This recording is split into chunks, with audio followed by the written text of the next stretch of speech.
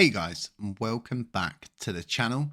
So, a very interesting development, and I've been talking about this for some time. We've been keeping quite up to date with this, and there's been a bit of an information blackout for myself over the past week to 2 weeks. I think I got confused, and it's something that I'm going to learn from moving forward, and it's definitely not going to happen again. But ultimately, I've been talking about this situation playing out. I've been saying it's bullish for us no matter what happens.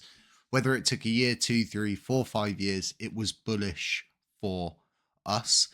We are a chain that has survived one of the biggest crashes in crypto history, and it will probably remain one of the biggest crashes in crypto history moving forward. And a lot of people will base projects, anything to do with anything algorithmic moving forward, they would always look to UST and say, this is what not to do.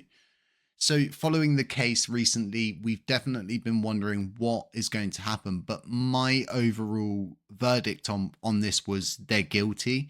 I have my own case full of evidence of all of the abuse of newly minted LUNC tokens used in order to sway the vote through different validators in order to create Phoenix One to fork away from the boo-boo, the problem, and to leave this chain in the dirt, and they go off and make their new chain and completely abandon us to want to pick us up later on down the line. So this is a significant development, and it's not just hearsay. It's not just a couple of people saying this is going to happen or it might happen.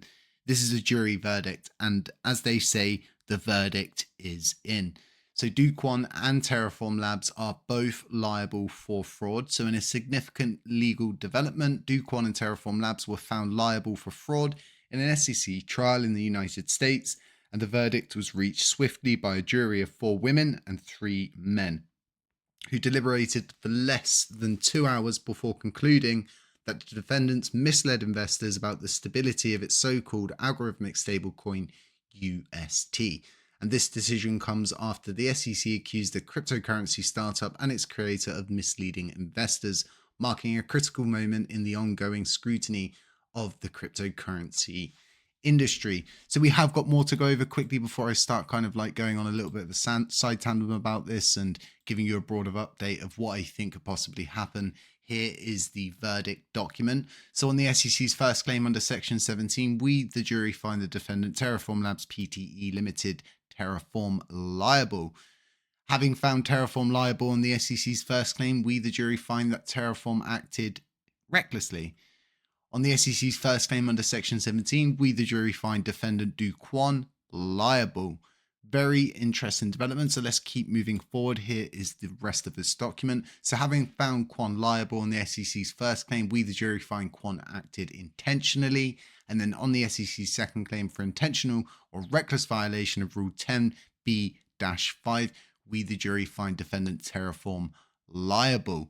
So let's keep it moving, go over to this one. This is the final part of this document. So on the SEC's second claim for intentional or reckless violations of Rule 10b-5, we, the jury, find defendant Kwon liable. And then on the claim for control person liability regarding Terraform's violation of Rule 10b-5, we, the jury, find defendant Kwon liable. Very interesting, but kind of the way I thought, and I kind of knew this was going to go just because of the amount of evidence that was involved, the amount of whistleblowers, and honestly, the amount of people that are just behind bars now that have probably given vital information and evidence into getting this whole thing kind of tied in a bow, tied in a knot. And as we can see across Twitter, this is trending. It's going to be everywhere, and now people are going to be talking about where DK is going to be going. And the argument's still there. Is he going to go to South Korea? Is he going to go to the United States?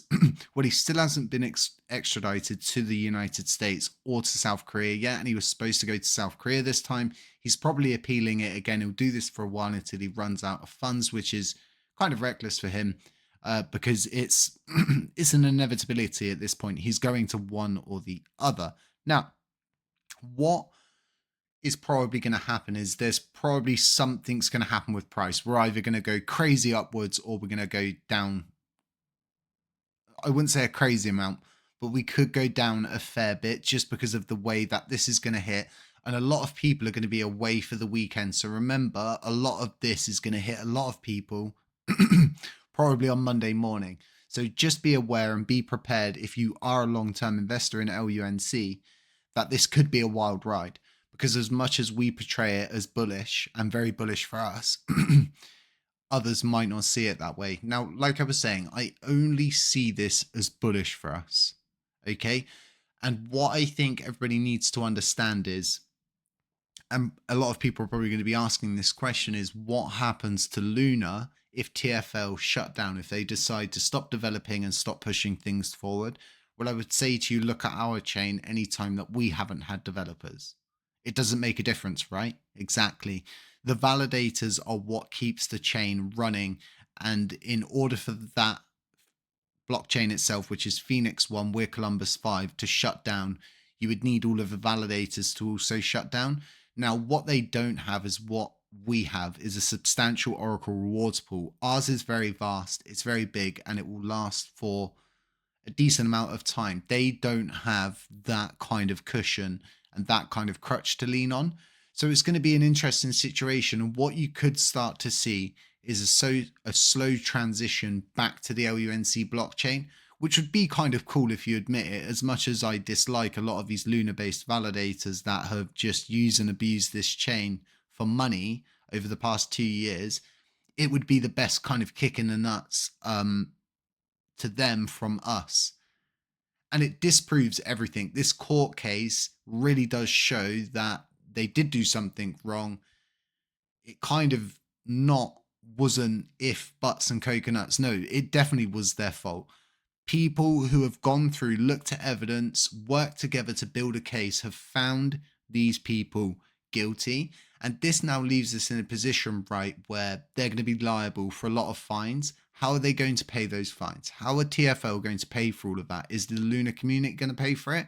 Because we're definitely not. And this is why I'm glad we've got such a decent community pool, why we've got such a decent Oracle rewards pool. This chain's got a lot to give. It just sadly gets pillaged and plundered by people that just don't really care. And the developers we normally get aren't building on a vision. They're not building because they love the tech and it gets them up in the morning and they're excited about building the next cool thing, right? We just have kind of developers that want a paycheck and they'll do bug fixes and they'll open doors maybe to things, but there's no real vision there, no real drive to push anywhere. And I think that's kind of the difference of where LUNC is lusterless in that sense. If we could get that Terra Rebels spirit without the Terra Rebels backstabbing, betraying, and the stealing, I think this chain could go to somewhere great. And I think this could be the rocket fuel that we need. So like I was saying, right, this is going to be dropping everywhere. It's going to be on crypto news. It's going to be on CoinDesk. I did a video today about Byte and their AI news bot. It came up on there for me. A lot of other people have messaged me about it in the meantime as well, but I actually saw it there first when I was driving home from work, which was really interesting because it just goes to show how useful those tools are. So if you haven't checked that video out, go check that video out. I also did just drop a video on a possible proposal solution to kind of address the double noding issue on chain. So go back, check that out as well. If you're new here, subscribe, drop a comment, drop a like, hit the notifications bell to stay informed of all of the different things that we provide here. I'm going to be doing a video, a very short one on the Patreon, how to join, what's involved. A lot of you are asking me about that, but don't know how to sign up. We've got links to everything. We've got links to Margex, no KYC required. If you want to sign up with them, trade on there. MEXC is going KYC. So that could be an option for you guys. We've got links to the indicator, bullish bearish signals, dollar cost average in and out signals. And other than that, guys, we'll keep you up to date. If this starts to get crazy tonight, I'm going to be on standby for the next 6 to 8 hours, just in case. I'll go live. I'll be there to walk you through the process, and we'll make sure that there's not a huge amount of fear that heads into our sector of the blockchain, so to speak. But other than that, guys, enjoy your weekend. Stay safe, stay humble, stay aware. And as always, I'll catch you in the next one.